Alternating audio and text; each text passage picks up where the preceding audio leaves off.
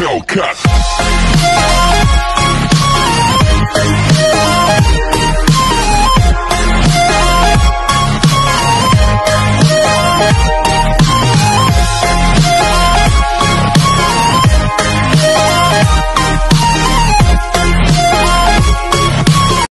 Hello, everyone, to Tjax-Quackers, it's episode 736 of Wreckfest. Hope you guys are doing a because you're gonna go quack about it.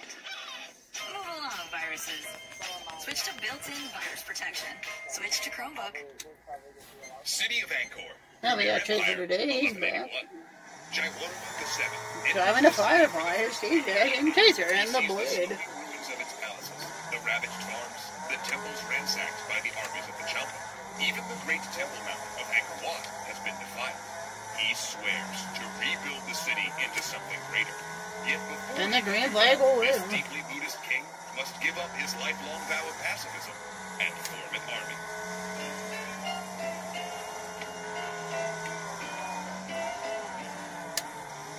If you walk away from this series remembering one thing, it should be that Tjax-Quackers VII is one of history's greatest imperial rulers. The most prolific builder in Khmer history. He erected more monuments than all of his predecessors combined. In fact, he built so many temples that we don't have time to cover even half of them. Not to mention, religious policies that he enacted have repercussions that echo to this Chaser day. back in the lead, here comes Chaser. This man, who is often considered the greatest Khmer emperor, supposedly didn't want the job. Tjax-Quackers was unusual. While all other members of the royal family were Hindu, he'd been raised by his deeply Buddhist mother, which, as you can imagine, created some complications. Chaser on the His run. emperor had been a Buddhist, and while the Khmer Empire was a pluralistic, tolerant society when it came to religion, Tjax-Quackers was a bit of a special case.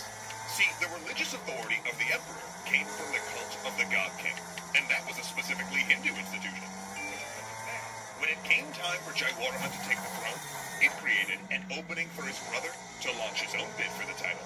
And Tjax-Quackers, well, he was a devout Mahayana Buddhist, one who believed in nonviolence, and that he had a duty to alleviate suffering. He wasn't going to raise an army and kill anyone, much less his own brother. So when the succession crisis threatened to plunge the country into a civil war, Tjax-Quackers supposedly did something incredible. Rather than launch a war that would kill thousands, he simply let his brother have the throne. Leaving behind his title, he went into self-imposed exile in the Kingdom of Champa in modern-day South Vietnam and immersed himself in meditation and study. As he did, the kingdom crumbled.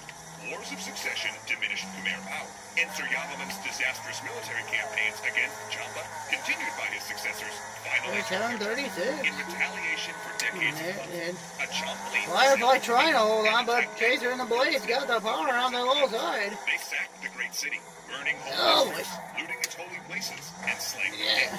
And it was only then, at the age of 60, that Tjax-Quackers came home. Looking around at his old capital, the reluctant king had a revelation. As a king, he couldn't afford Trying to hold on.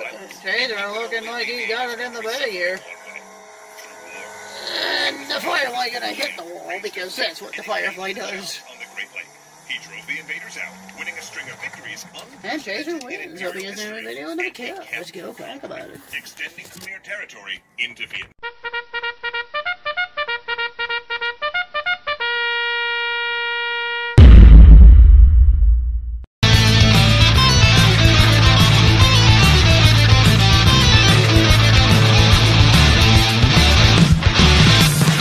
Hellcat.